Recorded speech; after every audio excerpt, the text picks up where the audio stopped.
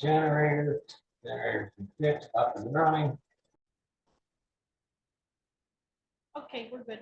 Ready? Yeah. Okay. All right.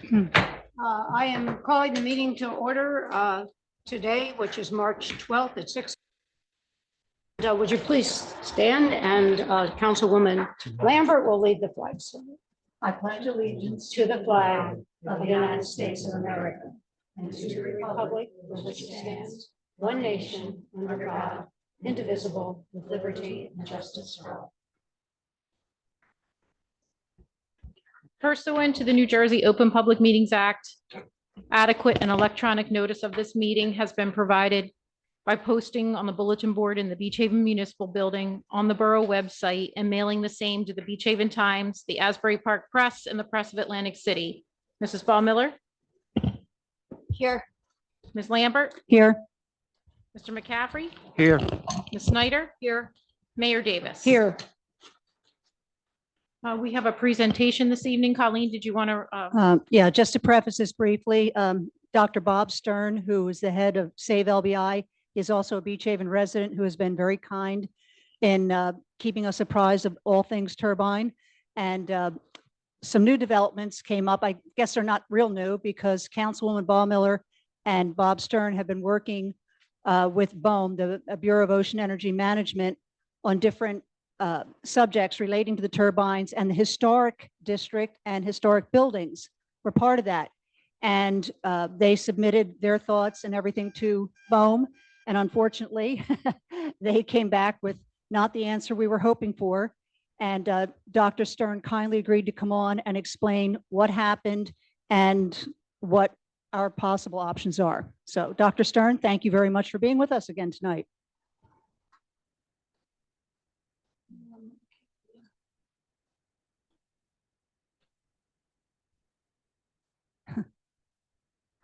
I know he's on there. Bob, are you There you muted or go. anything? Okay, I There you go. got it unmuted. Great. There you go. Hey, nice to be with you all. I'm suffering down here in Florida for a while, but I will be back soon and hope to get more involved. As Colleen mentioned, all I've been doing with regard to this issue is working with Jamie Ball-Miller. We've just been following one specific law as it relates to our historic properties in the town. That law is the National Historic Preservation Act, and that statute really breaks down into two pieces. A federal agency implementing a project that could have adverse impacts on an historic property is first required to identify which properties do have an adverse impact. And then once those properties are identified, to hopefully take measures to mitigate that impact. So that's the act that Jamie and I have been following. And there have been a number of issues along the way regarding the criteria that the federal agency is using first to determine that adverse impact. And for example, I'll just read you one of the criteria, and this is from their own regulations, and that is whether the project introduces visual, atmospheric, or audible elements that diminish the integrity of the property's significant historic features.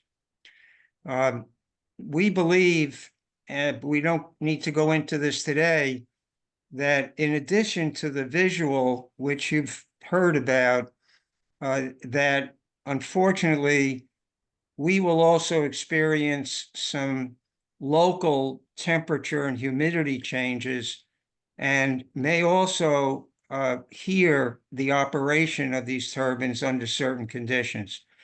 But the agency has really not considered that. They've considered only the visual effect when they determine whether a property is adversely impacted. And so their criteria has basically been whether you can see the turbines from the historic property. And it puzzled us why they were not listing any of our historic properties as being adversely affected. We dug into it a little more, and I believe the reason for that is when they take this visual look, they are only looking at things from the ground level. They say their viewer height is 6 feet. So they're only looking from a person 6 feet tall on the ground, looking out over the ocean. If that's their criteria, then yeah, I think we can understand that because our properties, are blocked somewhat by the Ingleside, the Seashell, and other oceanfront structures, that under that criteria, they would not list our properties as adversely affected. However, that criteria seems a bit strange because it doesn't account for someone in the historic property on the second floor or the third floor, or maybe there's a higher floor looking out towards the ocean. And my guess is that if you looked at or considered the upper floors, that there would be a number of our properties that would see the turbines and then would be in that category called adversely affected. So there's a number of other issues with the way they've implemented this, but I think this is the most important that we wanted to bring to your attention. That criteria to me seems a bit constrained, and I cannot see a reason if that's your criteria, why you would not consider views from the second or third floors. So that's kind of the issue that we just wanted to bring to the town's attention. And, of course, it's up to you how you want to deal with it. My suggestion would be to go back to the Interior Department and suggest that this is not exactly a reasonable way to do business under this law, and that they should, at a minimum, consider views from the second or third floor. But that's basically the main thing I wanted to bring to your attention tonight. Thank you, Dr. Stern. Sherry, is it possible to pull up some of the other slides? This is, What's interesting in this presentation is these slides were all prepared and presented by Atlantic Shores, the company that's doing the work. And when they told, there's some, there's some, because you can see, and so, how clearly you're going to see the turbines. And they keeps claiming that no, maybe only 6% of the time, but you can see them very clearly. It's like, as I say, you go over the bridge, look south toward the Borgata, what used to be the Borgata, and that's going to be like a third of the size, that maybe quite half. And you can see that clearly. They're 20 miles away. These will be roughly 9.4 miles, I think it is. So I thought it was interesting that these were supplied by the company themselves, just to give you an idea as to what we're going to be looking at. It's easier to see on your own computer, but. Yeah. Okay, thank you very much. If I could just inject two things about that. This slide, for example, it's reasonable rendition, but because of the way they present this in their document, it's really not presented at the right size. It really should be presented at a third higher scale.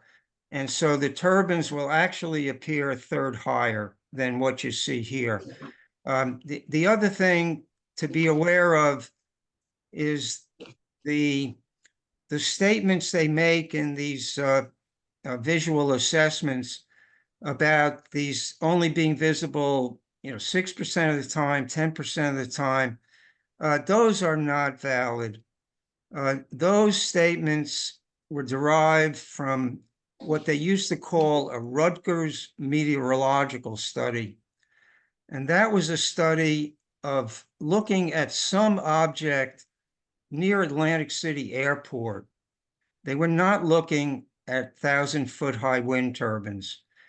And based on that, they take the results from that onshore visibility study, where I suspect they were looking at something much smaller, and they translate this to the wind turbines. We actually met with Rutgers staff about this because we felt their study was not being used properly. And they actually agreed with us. The Rutgers staff agreed with us. So now the BOEM people, they keep presenting these results, but they no longer call it the Rutgers study because basically Rutgers disavowed themselves from it.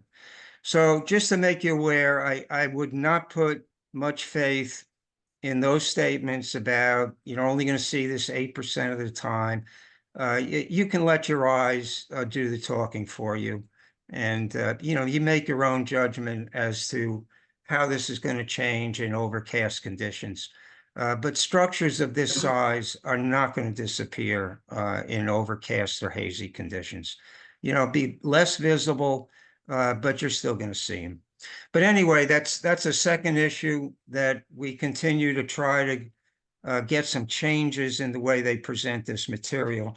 But again, I think the most important issue for the township at this point is probably that view from the ground versus the upper floors. Thank you very much. Basically, Kitty and I had a joint call with Dr. Stern yesterday, and the feeling was, I know Jamie's already done this and received no reply to her concerns about the historic district.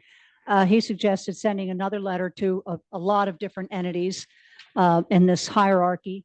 And personally, I would like to see the council endorse sending another letter and, just hearing what they have to say, because it's like our whole historic district and our historic buildings have just kind of been swept aside. And I wouldn't mind attaching Jamie's letters to emphasize the fact that we did this back in December and got no answer, and now we'd like to try it again. By the way, I know this has been hours and hours and hours of meetings and work and paperwork. So Jamie and Dr. Stern, thank you both very, very much. Absolutely. Thank you, Dr. Stern, for being here tonight. And, if nothing else, I mean, Can't hear you. yeah, if nothing else, anything we can do to at least delay this. But certainly it's worth a try. And I will and Jeanette Lloyd offered to, she's our chairwoman of the historic district, and she will write a letter as well, and we will send it from our commission as well. So we'll see what happens. And I think I think we'll like to see, make sure everyone on council supports us an additional letter writing campaign, Mhm. or at least a majority. Yeah. Yes. Great. Thank you. Cash receipts in the current fund account for the period of February 1st through February 29th, 2024 were $3,982,176.27. Cash disbursements in the current fund account for the month of February totaled $802,607.05. Cash receipts in the water utility account for the period of February 1st through February 29th, 2024 were $259,141.74. Cash disbursements in the water utility account for the month of February totaled $42,711.59. Cash receipts in the sewer utility account for the period of February 1st to February 29th was $226,098.66. And cash disbursements in the sewer utility account for the month of February totaled $157,867.89, submitted by our treasurer, Sherry Bowler. I have minutes for approval today without formal reading: the January 8th Community Development Block Grant meeting and regular meeting, and the January 25th, 2024 agenda meeting. Motion to approve the minutes for January 8th and January 25th. Thank you. Second. All in favor? Aye. Thank you. Ordinance 2024-2C, and then an ordinance amending Chapter 212 zoning, Section 21, permitted modifications and exemptions in the Borough Code of the Borough of Beach Haven, County of Ocean, State of New Jersey, to remove exceptions to yard width within the Borough of Beach Haven in all zones except the Historic District. Final reading. So motion. So you have to open the floor for Oh, that's final right. adoption. I guess I'm in another world You here. gotta use your microphone there. Yeah, does anybody like to come forward and discuss this ordinance? And anybody on Zoom? Anyone on Zoom wishing to be heard, if you could raise an electronic hand, then we can call on you. This is regarding ordinance 2C. Nobody? Okay, therefore I close the floor, and would somebody like to make a motion? I'll make a motion to approve ordinance 2024-2C. Is there a second? Second. Okay, roll call. Mrs. Ball Miller. Yes. Ms. Lambert. Yes. Mr. McCaffrey. Yes. Ms. Snyder. Yes. Mayor Davis. Yes.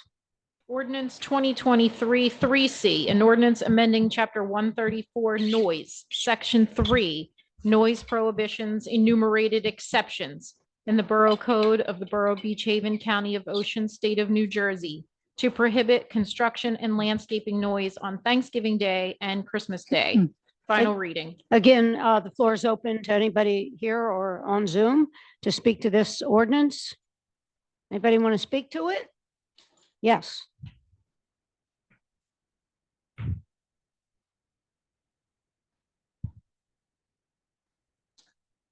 John Halpern, 319 Fairview Avenue. Just a couple really short comments.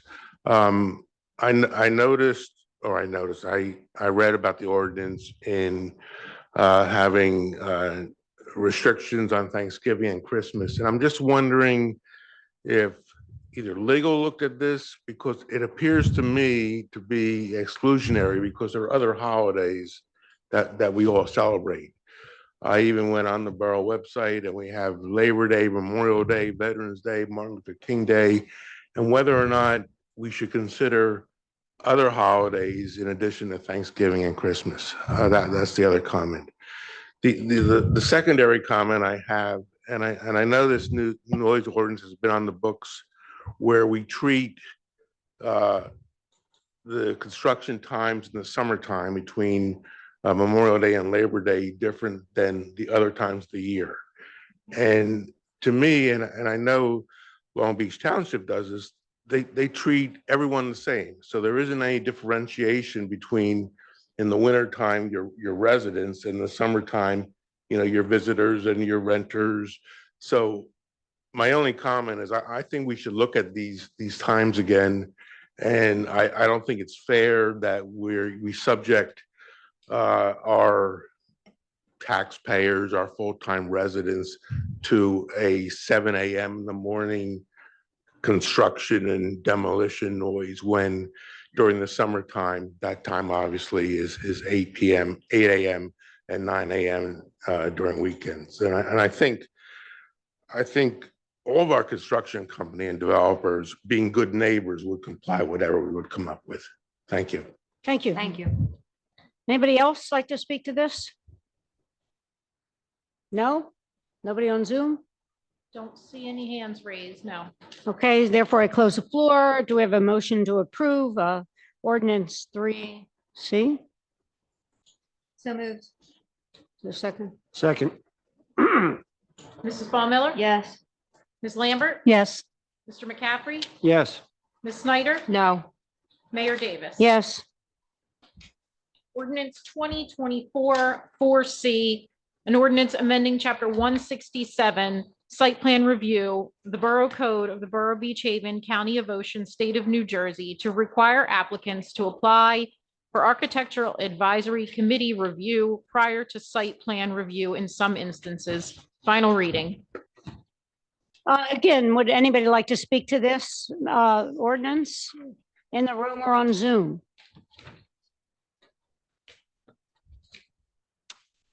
Nobody?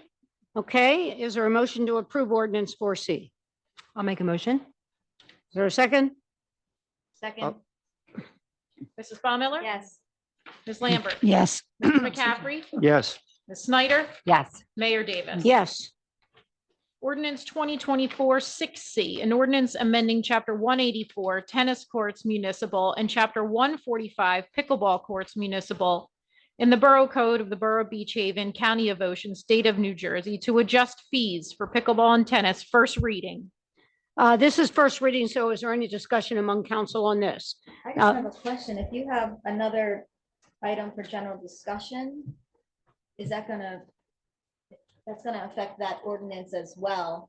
Do you want to, Yeah, hold off on do you this? wanna, yeah, do you wanna table this until, I mean, does it make sense to go into an ordinance when you're going to be? You're right. However, it won't affect it because it's only, the general discussion is just relating to times. I You- think it would you have know. to be changed in the ordinance. I don't know. I was just saying to just. for the It- girls in the office. Yeah, I get what you're saying. And we have people who are going to speak about this later. But this is kind of like a pilot program too. This is not something, we just want to see if this works because right now there's a problem. And several solutions have been offered and this was the one they felt was the most viable. So I don't know if we need to include that or not, or just, I mean, it could be an administrative You want to choice to say that we're not making the daily passes available until 10 a.m. Okay, so you want to change it then. I could always do another. Either way. In other words, you're saying that the ordinance doesn't cover the 10 a.m. concept, but we can add that later? Is that what you're saying? I'm a little confused. Right now, the ordinance just says what time people can start. Start and the cost. Right. But the 10 a.m. issue can be administered later on. Is that what you're I saying? mean, you could just do I it know that's what- administratively by rules of the court. We could administrative without having to amend the ordinance. Right. Okay, so that works for me. So is there any discussion regarding the ordinance relating to the cost of the fees charged for tennis and pickleball and the times when one can start playing these sports? Is there any discussion among council at this point? No. No. Okay, so this is a first reading, so it's not open to the floor. So in that case, do I have a motion to approve? motion to approve 6C. I'll second it. Okay.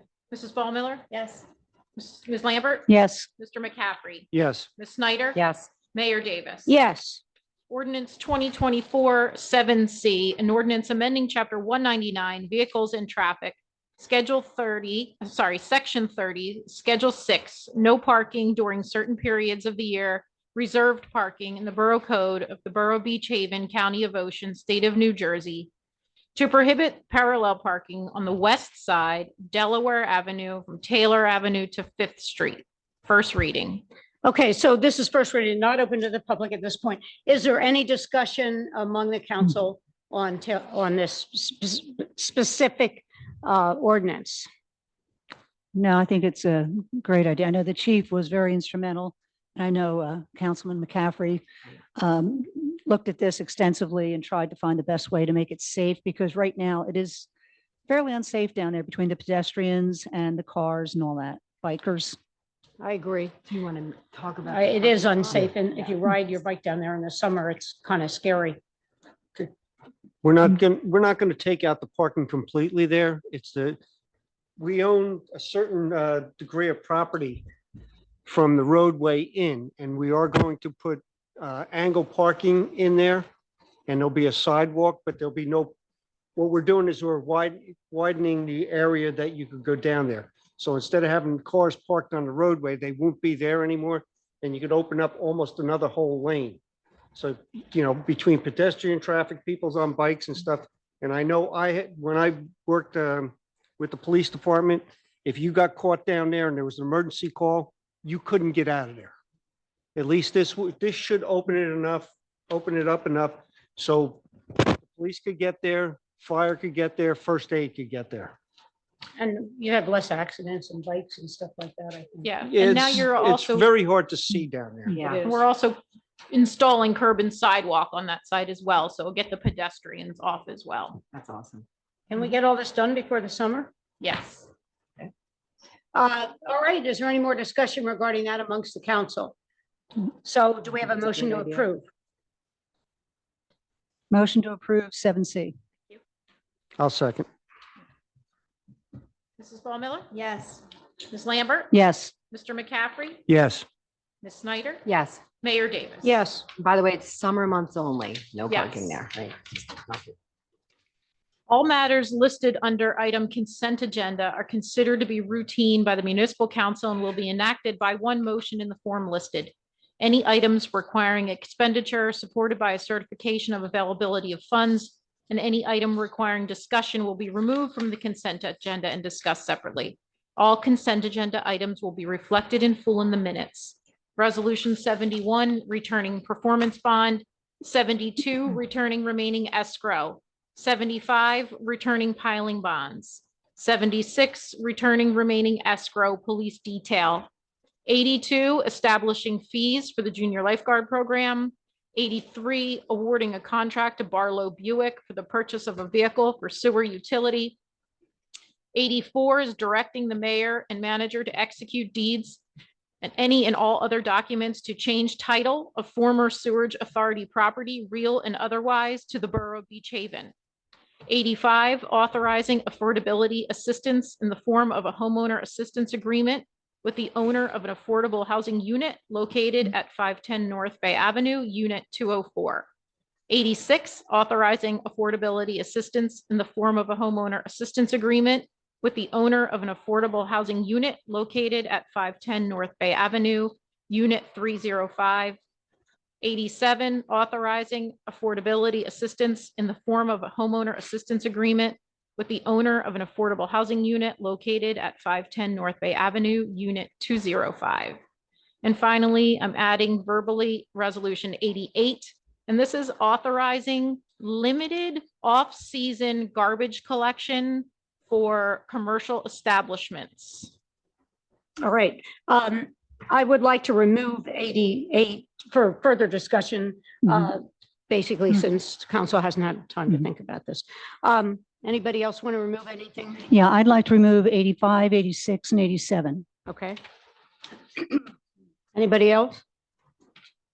Okay, so in that respect, do we have a motion to approve the ordinances from 71 to 80 through 84 through 84?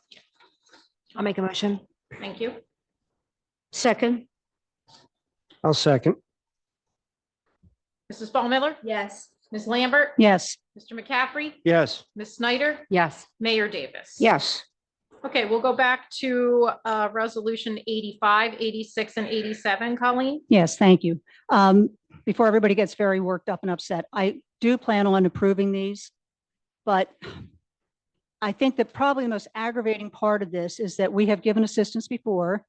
We do have the money in our COA fund, but this is like the gift that keeps on giving. Unfortunately, when Victoria Rose was being built, dozens of people stood here and said, bad idea, don't do it. There are so many things that can go south, and they all have. And that building requires a lot of attention. And the poor people in the COA units have to pay the homeowner fees as all these repairs keep coming and coming. And I feel for them because the fact that they had bought the COA unit means that, obviously they weren't buying the $1 million units. I always thought the homeowner fees were high to start with, and now they're going up, up, up, and COA doesn't protect them at all. So I think this should be our cautionary tale before we get too involved with more affordable housing. Right now, the Affordable Housing Commission is in a complete state of disarray on the state level. All right, there's lawsuits flying everywhere. And after we approved our motion to continue with the lawsuit, about 2 weeks later, we got something from the county commissioners urging us not to until the state gets their act together. So, we're caught in this kind of limbo. And like I said, I feel for these people because they really are stuck. And we have the money in our COA fund, but I just don't like the fact that we have to keep shelling out money for something that we already made accommodations for. So I just wanted to get that in because like I said, the gift that keeps on giving, and it's the taxpayers. I'd like to put just a comment in. I agree with you. It is a gift that keeps on giving. And there are so many problems with affordable housing but we're still under the auspices of it. And the state hasn't been very helpful in helping us solve this. And I'm seeing this too. I mean, the concept that you want to give somebody a less expensive living place, and we do need these for people. We have people that have grown up here and lived here all their lives, and they can't afford to live here in Beach Haven. So they can get affordable housing, but it is, and we don't have enough of it. And we need more single one-bedroom affordable housing. But the affordable housing people have to be more willing to work with towns like us. And that's a real problem. It's terrible. These fees do go up. I have a condo in Florida, and my fees doubled from 2,000 to 4,000. And it's really a lot of money. And but you need it because you have to have insurance for flooding. Living on an island is a very expensive proposition. But as you say, you can't leave these people in the lurch. They are very low income people. But we need affordable housing on this island. And just to be clear, these are not their normal HOA fees. Right. This is an assessment. Right. We're not permitted to, those HOA fees have to be static amongst the residents. These are added assessments from their association on the homeowners for repairs, litigation, some shorts in their accounting, that sort of thing. Yeah. These are not recurring. Yeah, well, yeah, that's true, but there could be more of them in the future. So, okay, do we have a motion to approve this? So we'll start with 85. We'll make a motion in a second, please. Each We'll one take them one at a individually. time. Okay, so I'll make a motion to Okay. approve 85 Thank you. 2024. I'll second. Thank you. Mrs. Ball Miller, Yes. Ms. Lambert, Yes, Mr. McCaffrey, Yes. Ms. Snyder. Yes, Mayor Davis. yes, And 86, so moved. Nancy, I have you as my Second. first. Thank you. Mrs. Ball Miller, Yes. Ms. Lambert, yes, Mr. McCaffrey, Yes. Ms. Snyder. yes, Mayor Davis. Yes, And 87, please. so moved. Thank you. second, Mrs. Ball Miller, Yes. Ms. Lambert, yes, Mr. McCaffrey, Yes. Ms. Snyder. yes, Mayor Davis. Yes, So Resolution 88 is offering to the year-round commercial establishments through the Department of Public Works the collection of one rear load up to 3-yard dumpster in the off-season from October 15th to March 31st. So the resolution is an interim measure to be able to offer that service until the end of the month. Then an ordinance will be required to put it in place formally, but I know that you were looking to get this in place before the end of the month. So the resolution would authorize the collection of one rear load up to 3-yard dumpster. and basically, there's been discussion about this in the past. We used to pick up the trash for commercial people. And then we stopped doing that to save money, and they hire Waste Management. This is an attempt to encourage more businesses to stay open during the entire year.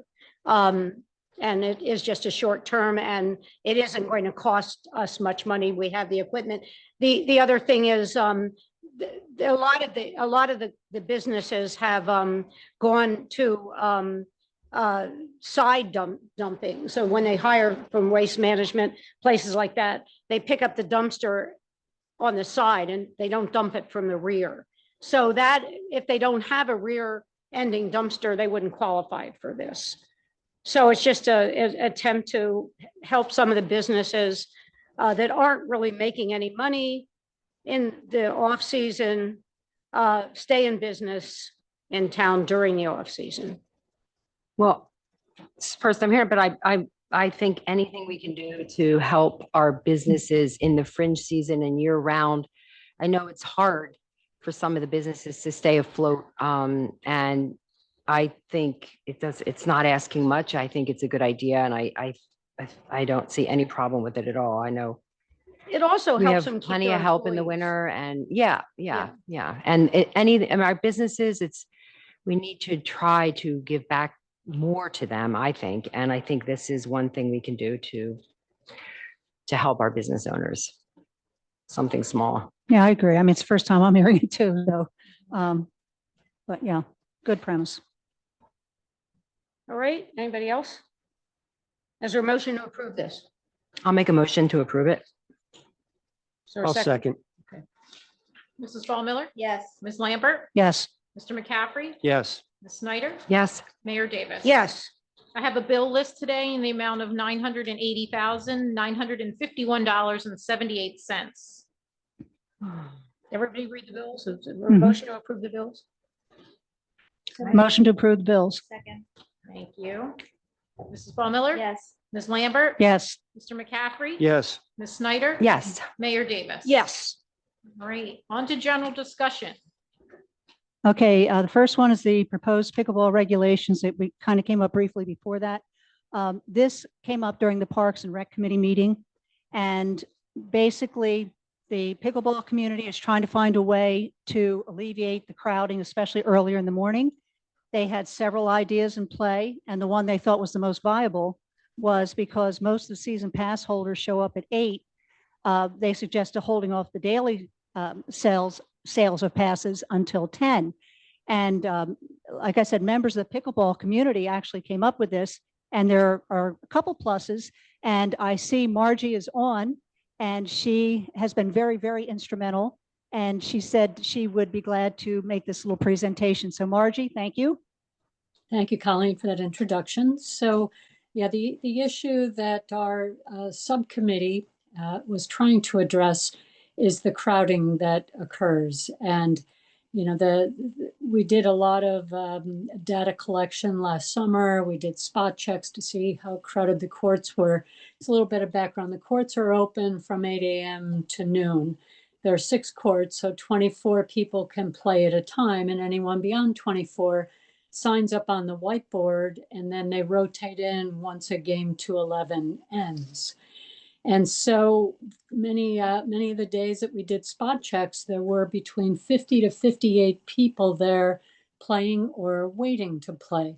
So what that means, 6 courts are filled with 24 people. You're going to have 26 to 32 players sitting around. Some days, there was one day it got so bad that they had a line for people who wanted to sign up on the board because there were, you know, far beyond 48 people between the 24 playing and the 24 on the board. And so, you know, this stays that way until usually around 11:15, and then it's lighter, and then open play ends at noon, and the courts can be used no charge for the rest of the day. And so when we looked at the data that we had, we found that there were an average of 30 daily passes sold per day in July. June is light. You get to the end of June, you know, the beginning of the 4th of July week. That's when a lot of people start showing up. And so July was the worst, and it went over 50 passes being sold on a few days. And then it continued for the first 2 weeks of August, and then it really went down to more normal levels. So we tried to look at options. How could we space the players apart so that some people are playing later in the morning, some people are playing earlier in the morning? And there are other places around the country that do this. Some places do it by saying, you know, intermediate these 2 hours, advanced these 2 hours. That opens a whole can of worms. Who's to rate them? And it's not a place I think we want to be for a public park. We looked at other things like, well, do you just say, oops, we hit our limit, we can't take anyone else? Then the problem is people traveled there and they have to go home, and that could be very frustrating. So the idea we came up with, you know, we sell 162, or we sold 162 season passes last year. But as Colleen already said, on an average day, I'd say about 30 of those season pass holders show up very early in the morning. And then the daily adds to that. So the concept is, what if we held off the daily passes and don't sell them until 10 a.m.? Then you're spacing the players apart. Those ones that show up at 8 start to leave a little bit after 10. Now you've got people showing up at 10. Hopefully we'll stay to noon so the courts stay filled, or they can stay after that if they want. So that's our recommendation, that we do this from, the beginning of that 4th of July week, which I forget, June 28th or some date, the Friday before 4th of July. And we continue it until mid-August. And it's managed by, the staff that is at the hut, and we see what happens. And if it is working to address the issue, then, that's great. And, we really think it's the best way to help to alleviate the crowding, and so that people aren't sitting out. It can take up to 30 minutes to get back in if there are 7 or 8 games that have to finish before you're able to go back in. So we think everyone will have a better experience with less wait time. Thank you, Margie. Steve, I see you're on, and I know you made a very important comment during our committee meeting about the parking and how this may be a big help in that regard. Well, yes, I'm on the Parks Committee. I'm Steve Swissman, and I'm an avid pickleball player. And obviously, we've known for years the neighbors on Maryville and Nelson complain about the parking problem. So if we're going to have less people there, you're going to have hopefully a less parking problem. And I'm out in California now. Almost every township has rules like we're trying to do. And honestly, my son-in-law, they play on weekends, and we should give a little benefit or favoritism to the Beach Haven residents. And if we adopt this policy, it might sway some of the pickleball players to go to some of the other courts, which Colleen mentioned in the past also. So I think it's a no-brainer to pilot, and it's a great idea. I wouldn't know why anybody wouldn't vote for this. Thank you. The third member of the subcommittee, I don't usually use names, but I don't think he'd mind, Don Caxton. And I want to commend Margie, Steve, and Don for doing something proactively. I mean, this has been a topic of discussion for years, and they're kind of taking the bull by the horns, and instead of just saying, oh, it's too crowded, woe is us, let's do something about it. I really appreciate what they've done, and especially helping maybe the neighborhood as well. Thank you. I Yes, agree. thanks. Yeah. Anybody else on council want to? Well, I just know that they really worked hard on this, and as I'm also on this committee, I'm not on the subcommittee, but and I wasn't sure about it at first until I really heard it, and we talked it through, and it makes sense to me. It makes a lot of sense. I mean, these neighbors, we're trying to give them some relief, give them some of what they've asked for, and I feel that this is a step in the right direction, and I think it's a great idea, and I think we should try it. I think we should try. I'm sorry, I've just remembered, Kitty, that you asked me an important question that I want to make sure I get on the table. You asked me about the weekly renters. How will this affect them? It won't affect them. The weekly passes will still be sold to begin at 8 a.m. So anyone who's renting will not be hurt by this. In fact, they'll be Thank helped you. by. Thank you for mentioning that. Yeah. And if you buy 3 daily passes, you paid for a weekly pass. Correct? Right. Am I correct on that? Right. But I do think, I mean, if it doesn't work, we can always go back to the way it was. But you guys have done a lot of research. You've looked at other towns. We've had a committee that was very active. And I totally agree with Colleen. If you have a committee that comes up with something that might make a big change and help decrease the traffic down and the people driving cars and parking, why not try it? Anybody else? Okay, I guess we can move on to another discussion. Okay. Thank you guys for Yes, thank you very much for all you've zooming done. in. You're Thank welcome. Thanks. Thank you. You made your meeting, Margie. Yes, my 7 o'clock meeting now. Thank you. All right, the next discussion item is the mooring regulations on West Avenue and Pearl Street. Yes. And again, anybody would like to start off this discussion? We have two proposed ordinances for what we want to do down there. And I've thought about this a lot and I've talked to a lot of people. I personally, and I've said this before, I want to support the local fishermen and the local clammers. This has been a busy area for those folks for years. Kitty provided us, I think. Yeah, courtesy Sherry, of would the you mind Ball bringing Miller- that picture up? Chris Ball Miller.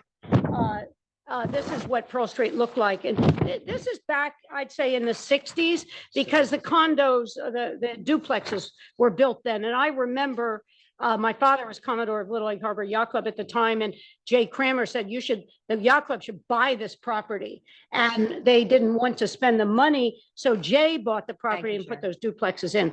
And I think that was the 60s or the 70s. It was whenever my father was Commodore.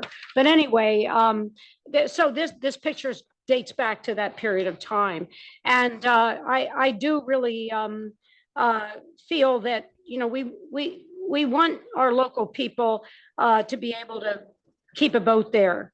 And I'm all for that. One of the issues I think, and I don't want to be the one to talk that much, is do we need to register these boats? And I really didn't think we did, because they all have numbers on them, which are, they're state registered boats. You have to have register your boat with the state. But according to our police chief, there's no, if you look it up online, if the police go down there and run the numbers, they don't get any phone number or anything. So they don't know if the boat's sinking or if there's a problem, who to call. So I do think it probably might be a good idea to ask people to register their boats, and where they have a phone number. Would cost them nothing. That would be why I'd want to support the one ordinance versus the other. That's my point of view, but what about the rest of council? Well, I think we just have two not options, but two thought processes here. One, we could say, make it very, very simple and just pretty much keep it the same, but limit the size of the boat and the to 25 feet, and making sure that everyone has a valid New Jersey clamming or oyster license, shellfish license. Also, that a boat has to be registered, and that we would also permit, or we would exempt the time limit. So both options, I think, that we have in our minds would be the same in that regard. However, I do have just a couple of questions. If we don't ask the boat owners to be permitted, just filling out paperwork at the borough so that we know what the phone number is and the name of the owner, how can we then limit the number of boats to 10? We would also limit the number to 10 in both, kind of both schools of thought, which I agree with. But how would we limit that number without knowing who they are, right? And who are there, who are allowed to be there and who are not. I did hear what the chief had to say. And I mean, if a boat sinks and you don't have a cell number, I don't know. I mean, we do have a Coconut Telegraph here in Beach Haven, but I think it makes sense to know the phone number of the people that are keeping a boat there.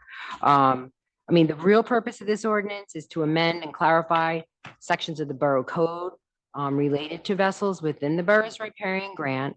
It is also to recognize and preserve shellfish history, protect our current resources, and most importantly, at least to me, to educate and promote our local heritage for future generations. And another thing, and which I think we talked about, Kitty, we want some signage down there that tells people that this is an area that has been used for 100 years or more by local people that work on the bay, that literally clam and oyster on the bay. And been brought up on. Yeah, we want the a bay, little not history even down there. Necessarily working. And Jeanette Lloyd did write up a little bit of history of how this came about.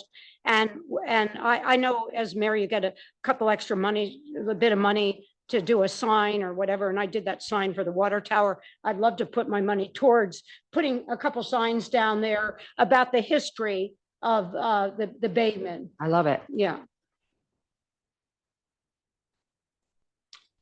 Anybody else? Like I said, we've discussed this so much. I definitely want to keep that area. I feel it's very, very important to Beach Haven, to its fishermen, its shell fishermen, clammers, whatever. I think right now, one of the sticking points is whether we do the registration or not do the registration. I don't know if it's registered with the state, but I do understand about the phone numbers, if there is a way. Then the question is, are the same boats always going to be in there? Or would there be a transient aspect? If there's a transient aspect, then yeah, I think you better make sure you have everything registered. But if not, I don't know. I I don't, think we're saying also you need a recreational or a commercial license, clamming Right. license or whatever. And they're not expensive to get. You can get them. But I mean, it would be unlikely a transient would use that unless it was a clammer coming from Tuckerton or Mhm. somewhere like that. So I don't see it as we have other places for transient boat slips. I think, maybe, I mean, just for reaching out to them, because I Yeah. think that was a concern. I don't know. That's just my thoughts. Anybody else? Yeah, I think there should be like a maximum, which they say 10 boats, because if it does get down there in the storm, they could be beaten against each other. And it's also nice to have the permit to be able to, if something comes up with the police department, that they could call somebody. You can't get a phone number off of somebody's registration of a boat. You may know who they are, but you may not know who they are. I also believe in a permit for the simple reason that somebody puts a name to that boat. So somebody can't come in and just put their 10 boats there and everybody else is out. So Yeah, that's the thing. I I'd do- like it to Okay. help to secure the person's ability to be there, but I also don't want it to be too restrictive because I want to. I don't like to put the restrictions on it either, Yeah. but you need it. As far as I'm concerned, I always liked it. We called it Pearl Harbor. And, it was always locals that were there, and there were quite a few characters there. Some good, some bad. But, yeah, I would like to see the permits with it and, I know Jimmy doesn't want to talk because she hasn't heard. I don't. Well- Anybody else? Okay, No, Well, I'm what- fine with it either way, actually, but I think that I mean, I guess it's worked all these years for the ones that are there to keep their spot, but well, I mean, obviously, I don't think we would, I mean, that most of the people that are going to come and permit their boats are probably the people that are already yeah, I mean, there. I would want to ensure that, Right, actually, me too. yeah. Okay, so there's no more discussion on that. We can move into public comment. So And you would may- like the draft to be presented at the next meeting for Yes, I would introduction like the draft to be presented at the next for meeting. permits? Right. Okay. And I think we'll put the we'll look it over, but I think just the fact of having a phone number is helpful. And So you want to introduce an ordinance at an agenda meeting? Just to be clear, you well, want to I'd bring like it, to get this done, as fast as we can so we can implement it this summer. did you want to introduce it right now in its original form, or do you want to wait? Well, You've all had a chance to review it. I You're gonna think We it should would be introduce nice it to review tonight. I the feel like ordinance. that's, So if you, well, we're just talking about it. We're just, Well, we this is why can't we give have it a to you, the council. public, until it's introduced anyway. right. I'd like to give it to you. Well, just because, I feel like No, I we think don't know what need- we're we need- voting on, because, so we right, have to we need see to it see the at the actual next. ordinance and. I don't it have a look at problem this. with it at an agenda Right. meeting. I never have, so that's up to I you mean, the guys. question is, do you want to, when's the next, the next agenda meeting is not the end of the month, right? Yep. So that, either that or April, but if we introduce it in April, how long would it take to get it implemented? 2 readings in 20 days. What time, what? 2 readings in 20 days it would take. Right, so that would be That'd be fine. April, May, June. Right, be June. Well, if nobody has a problem introducing it at the next meeting, I Okay. Well, the can, next meeting is spring break too, so you might want to consider the public for that. Yeah, Well, or they then won't- let's just move it to the next regular meeting. no one will be able to comment until final reading anyway. Yeah, okay. That works. Okay, that's all I have. All right. All right, so opening the floor to general discussion, Public comment. public comment, yes. Sorry, public comment. And so that means anybody on Zoom or in the audience can come forward and speak. State your name and address. And you can We talk do about have one anything. on Zoom. Okay.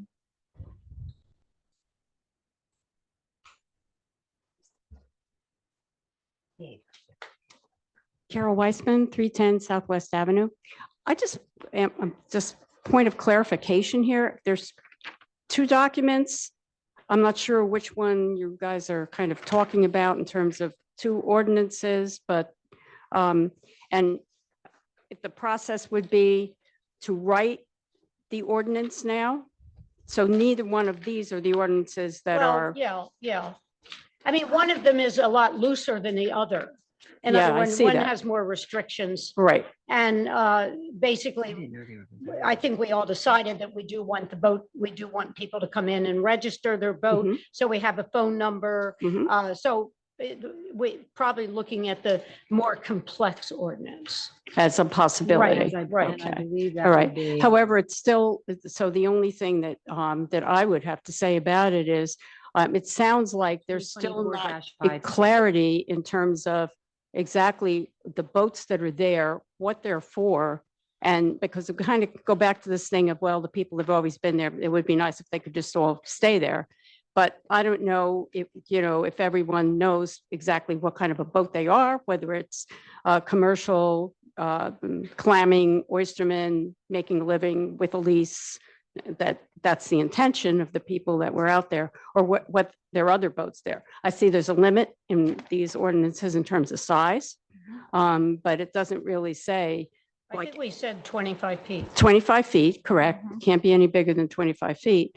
But in terms of the licenses, if someone just has a license, but they're not involved in doing the commercial When they come to clamming, register the boat, they would have to show a clamming license. a clamming license and a lease that would, because that's what you have to But have not to a- do commercial doesn't have to be leasing. commercial. I mean, let's face Right. it, we can't be very difficult. And this It is could what be a we shouldn't be recreational doing back and forth, license but as to think that we could have 10 people that could actually make a living as commercial clammers. Okay.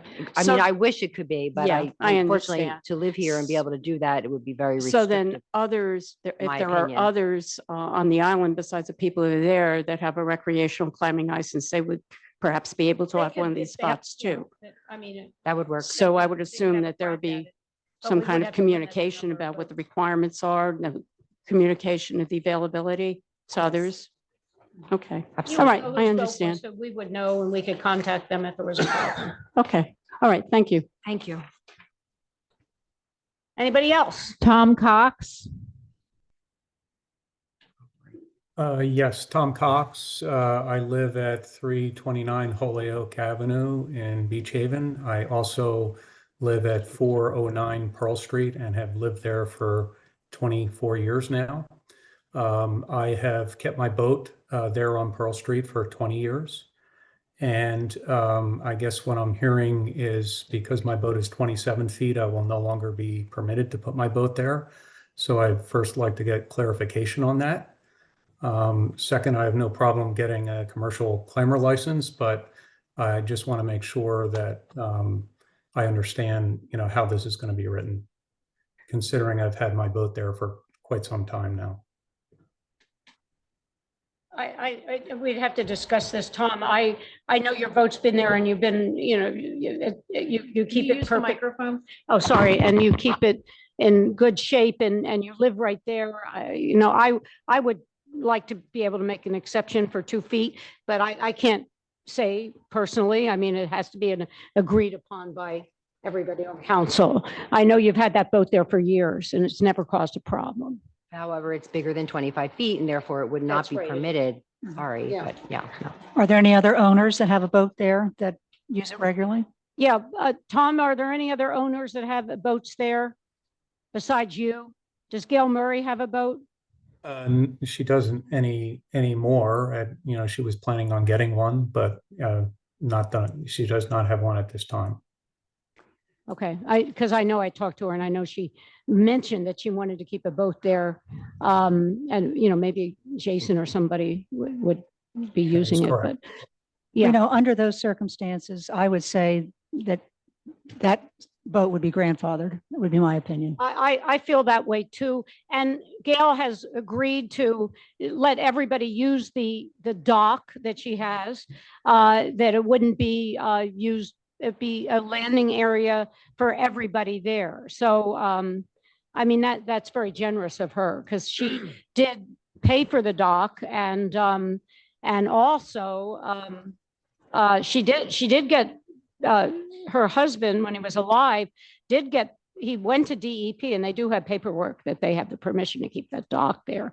So I think you know, they've been very generous about allowing anybody to tie up to that dock, land on it, get on and off a boat from it. So I thank you. I think it's for- great if you get landing, getting on and off. but Right. A 28-foot boat there all summer doesn't leave much room for anyone else. So that's my opinion. And it is our riparian area. And I'm sorry, but you know, it's not.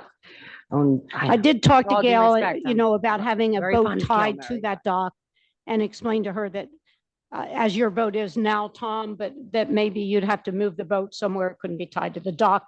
It would just be used as a landing site. Okay, and then lastly, I'm currently paying insurance for that dock. Is the town going to be taking over that insurance if the town has? Gail rights to did it? ask me that and I forgot about that question. I don't know. Maybe they would pay for the insurance. How much is the insurance on that, Tom? Do you know offhand? I think, you know, it's about $300 a year or something like that. Okay. Well, I mean, you know, we'd have to discuss this. I can't make any, you know, this all has to be decided by the council, not me, but personally, I $350 or so, to make it safe for people to get on and off the boats. I think the town could afford that, but as I say, that's just my opinion. So Thank at you. what point will I know whether I can keep my boat there? Because I, you know, either have to make other plans or, you know, what Right. is the timing of this? I guess we have to talk about it. We have to pass this ordinance. I can't really tell you how soon we can make that decision. Well, And- you know, I'm sorry that, you know, unfortunately, if a boat that's bigger than the criteria, but if the mission here is to preserve and recognize, you know, this type of bayman, which is what we seem to forget about in this town and have forgotten through the years, then I think it's important to be consistent. And if we're adopting an ordinance with a size limit and already accepting, unfortunately, and I'm sorry about that, Mr. Cox, but I have a problem with that. So if it's 25 feet, it's 25 feet. If it's 30 feet, you know, that's just how I feel. So you can see the council's kind of divided I'm on this sorry about issue. So I mean, we can't really tell you. I mean, personally, I disagree with Kitty. I think we could grandfather you in, maybe not Gail, because she doesn't have a boat now. She would have to buy something smaller, at least not over 25 feet. But this is, you know, we can't, it's a divided, we have to discuss it. I do think that you guys that live in those houses along there do watch out for what's going on. And, you know, you have an invested interest in, you know, who's walking up and down there and the care of the boat. So for me, I appreciate the fact that, that, you know, you're keeping an eye on things and, anyway, but you can see that not all of us feel the same. So there has to be some discussion. Thank you. Okay. Deb?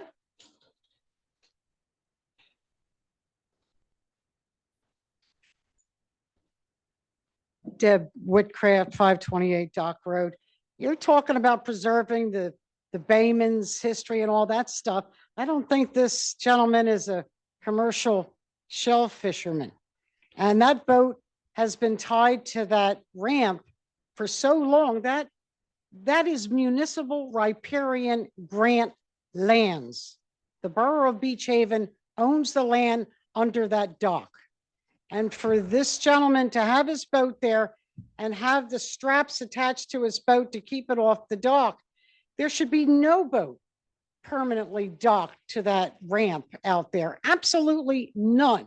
That is municipal riparian grant lands. If you're truly sincere about preserving the history, the maritime history of commercial shell fishermen, then stick to commercial shell fishermen. If you're going to have boats docked there, first of all, Beach Haven bona fide residents, not people who live in their cars and their boats and use somebody's address as their residence, as their domicile, they should have first preference. They should have a commercial shellfish license, not a $5 license or a senior clamming license where you go out every couple of days and you've got 2 or 3 of your family boats tied up there. That doesn't count. That does nothing to preserve the history of the Bayman here. They should have an annual report that they provide to the borough, a leaseholder agreement with the state of New Jersey to prove that they truly are in the commercial shellfish industry, and proof of insurance as a commercial shell fisherman. I mean, you're talking about preserving the history and putting a sign there and all that. You've got recreational boats that have nothing to do with shell fishing or clamming or oystering. So I'm not quite sure really what your goal is. And if there's 2 different ordinances being proposed, you can pick and choose who gets to review these ordinances. This is up for discussion. Then why are they out on the street? It's a That was an discussion. error. That was an error. Yeah, Oh, wow. yeah. We seem to have a lot of errors in this town and a lack of transparency when you're trying to jam through an ordinance on first reading that nobody has even seen. I mean, there's something wrong here. Nobody's trying to jam. Oh, through yes, it. you are. You were talking about on first reading, doing it tonight. Tonight? Yes. I you were- just asked because Yes, the next meeting Sherry is an agenda suggested that meeting. you pass on first ordinance tonight, something that the public isn't even aware of.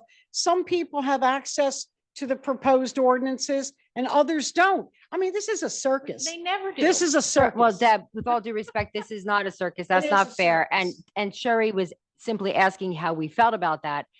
And to which I responded, we don't know what we're voting on and we should not do that. And I think, and everybody else I agrees. think we all agree. We are not that voting on weren't anything. This was, pushing this through is- an ordinance tonight. First reading. Deb, she asked how we felt about it. This is up for discussion. We all agreed that we're not going to vote on it. Why would we vote on it? We don't know what we're voting on tonight.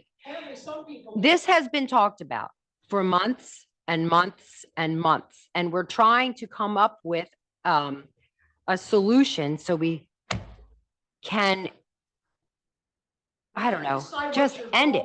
First, before you start talking about grandfathering people in for boats that have nothing to do with Well- the shellfish industry. All right. All right. Well, thank you. I'm sorry that you don't agree with us.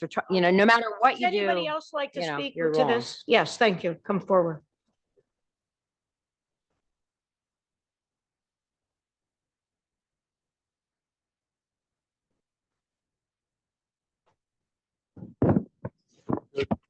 Good evening, council. How are you? My name is Steve Malchiori, 1915 Virginia Avenue in Beach Haven.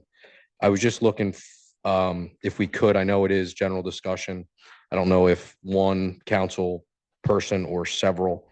I am gonna read the existing ordinance in place because I'm unfamiliar with it. I was just actually at my son's t-ball practice and then made it over to PAL quickly. And I did have a question about this Pearl Street dock situation.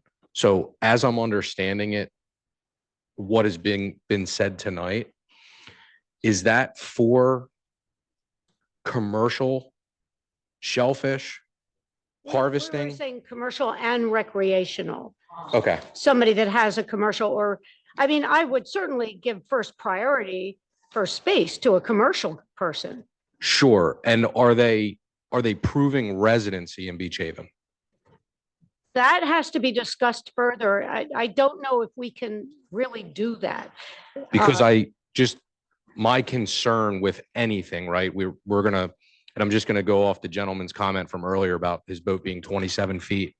So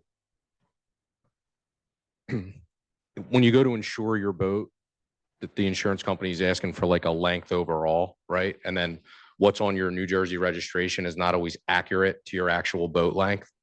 For instance, if you've got a 23 T contender, it's really 25 feet, but it's classified 23 feet.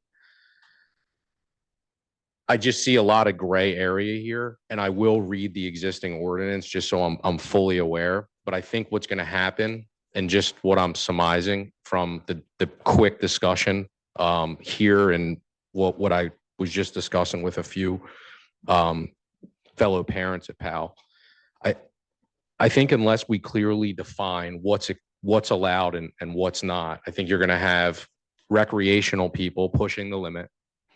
And then my question above that is like, because the town owns the riparian rights, just going to throw this out here as a what if, right?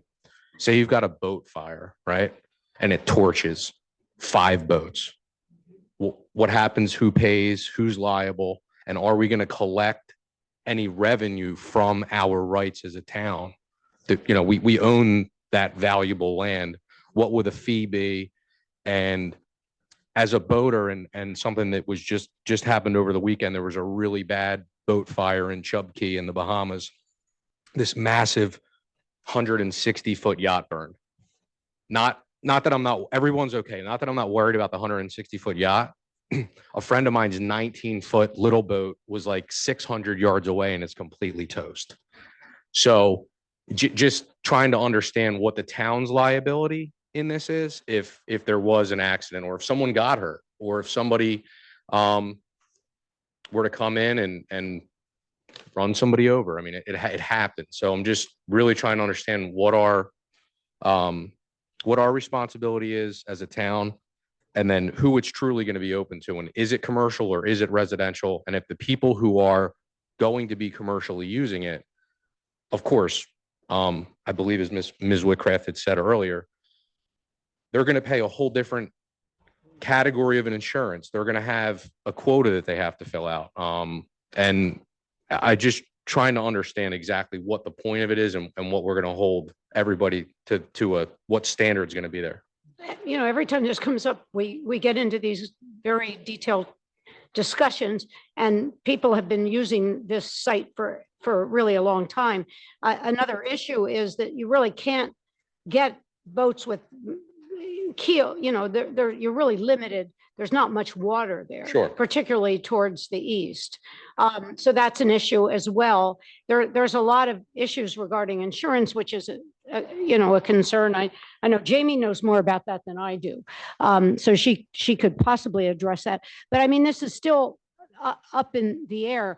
I do not think, and I might be wrong, that we have enough commercial fishermen to really fill up those spaces. That's why we're saying commercial and recreational.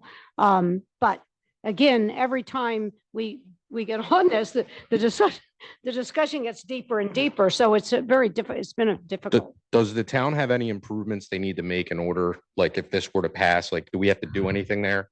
Or it's set up as is? We've been replacing the bulkhead down there, Okay. and that's quite expensive. Oh, I'm sure. That was happening anyway. Yeah. Yeah. I mean, it has to happen. Okay. And I mean, for a little history, I mean, at one point we offered for the residents to buy the riparian rights for that. We talked about it. Nobody wanted to do that. Yeah. So. You guys still offering that for a second? I'm kidding. I'm kind of kidding, but not. Yeah. No, it's I get it. I know you're not running in there with Right. a 70-foot boat. Or It's. I see, it's you know, you're difficult. going to have a shallow draft boat back there. Yeah, And I it has fully to be understand it. shallow draft. My concern is the liability, you know, defining who is going to use it. And those are just questions I have. Jamie, you and I talked a little bit about insurance and liability. I can't really remember. You had done some research on it. Maybe you could just address can have that a it. little bit. Well, our Thank you. insurance is through the JIF, so the joint insurance. Can we use the microphone so people can hear? Our insurance is the JIF, so it's a whole policy. It covers everything in the borough. So our biggest liabilities is the Atlantic Ocean. We have the same insurance if someone's walking down the sidewalk as we do in our riparian grants. So it's a whole insurance policy that covers the entire borough. So you're not just more liable for something in a different location in the borough. It's all under one insurance policy. Okay. So believe it or not, we get more lawsuits for sidewalks than anything else in the borough. Believe it. Excuse me, I just wanted to ask, Steve, I know I've heard it before, but would you say your last name again? You want me to pronounce it or? Yeah. Melchiori. No, okay. Yeah. Actually, Spelling it might be It's- better. Yeah. No, I actually had it right. Yeah, here. Melchio, Okay, 2 I mean- R's, 1 A. I think he raises some very valid points. And I think there are things that we can work out. Like, for instance, if it's a commercial versus a recreation, maybe open up the registration period for a certain period of days and everybody can get in with the commercial and then open it up to recreational. I think, the insurance issue, we know that's been going on there forever. And I would assume, and part of the registration, they have to have insurance for their boats. And if they don't, well, then that might be an issue right there. But there are ways, I think, some valid concerns have been raised, and obviously we're not ready to address this issue right now. There are a few things, as Nancy said, every time it comes up, more things get added, but I think we can iron this out before a whole lot longer. Thank you. Thank you. Anybody else on Zoom or in the, yes, John?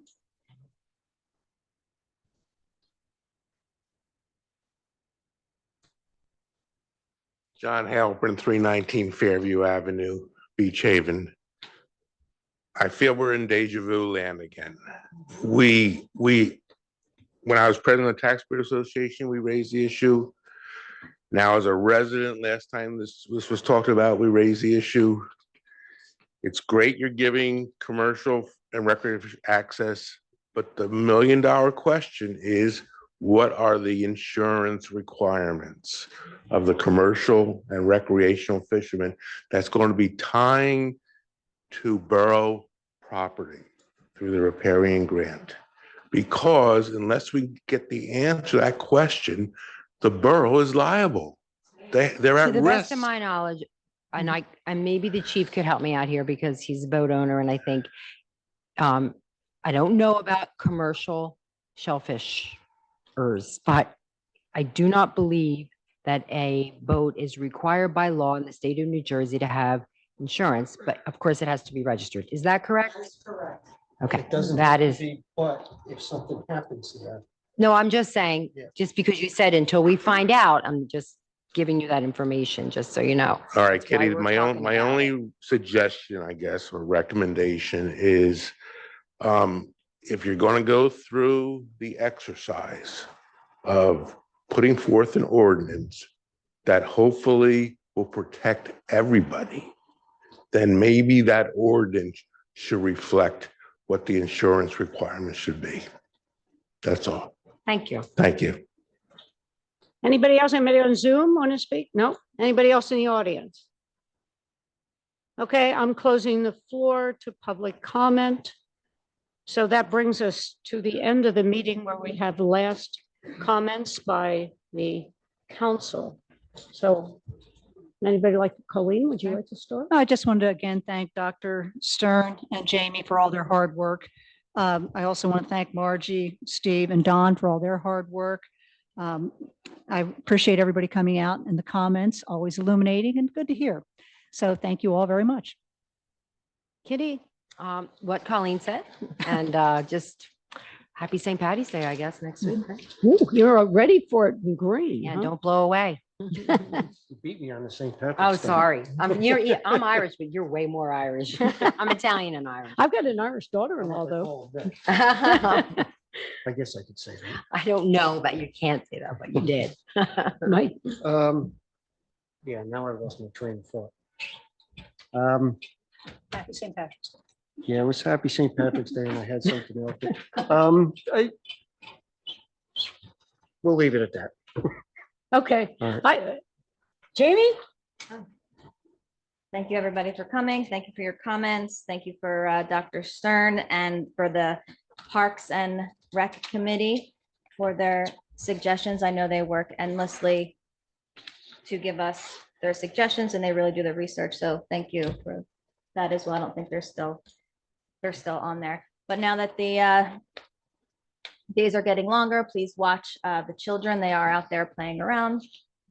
And that's it. And I really don't have much to say, but I do want to thank the Parks Committee for all their hard work and really coming together with the community. And thank you, Colleen, and thank you, Kitty, for, making all this happen.